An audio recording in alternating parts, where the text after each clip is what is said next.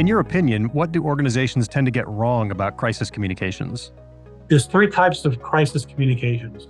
One is notifications, second is information, and the third is messaging. The notifications are just that.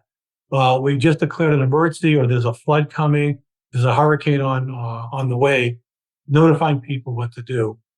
Communications, just that the hurricane was category 4, these amounts of winds, stuff like that. Just straight good information that people need. What a lot of people don't understand is the messaging. And the messaging is what you're saying, but not directly. Well, that's really interesting because that messaging can be verbal or nonverbal. How do you train people within your organization to not do the wrong thing and send the wrong message, either verbally or nonverbally? Well, first you have to have a good system behind the spokesperson to get the information, process it, and give it to the spokesperson. The spokesperson needs to be involved with that. And then you just have to do on-camera training. So you have to show them to be standing up, open, forthcoming, willing to provide information. And if they don't know something, you just say, I don't know. You don't make something up. I don't know the information, but I will find it for you. And you follow up on your promises. That's the messaging you use. Like, you can trust me. But the only way to do this, spokespeople are not born. They're trained. And, some people may like it. Some people may not, but most executives have to do it. And the only way to do it is practice and practice and practice some more.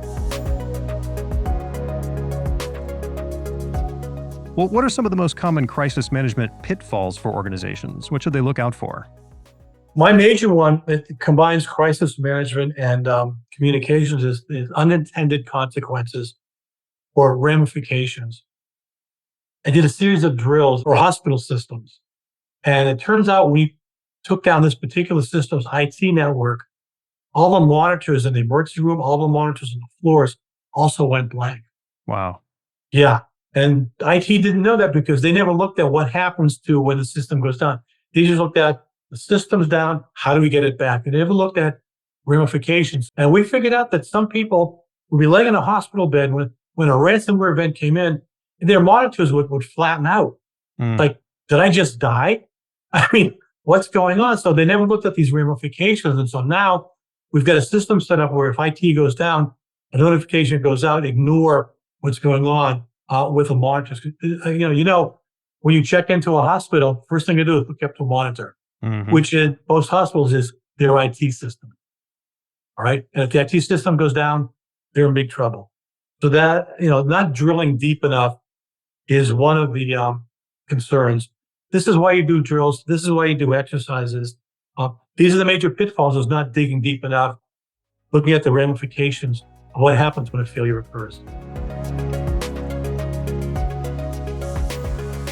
What crisis leadership advice do you have for our listeners? Something you're really passionate about?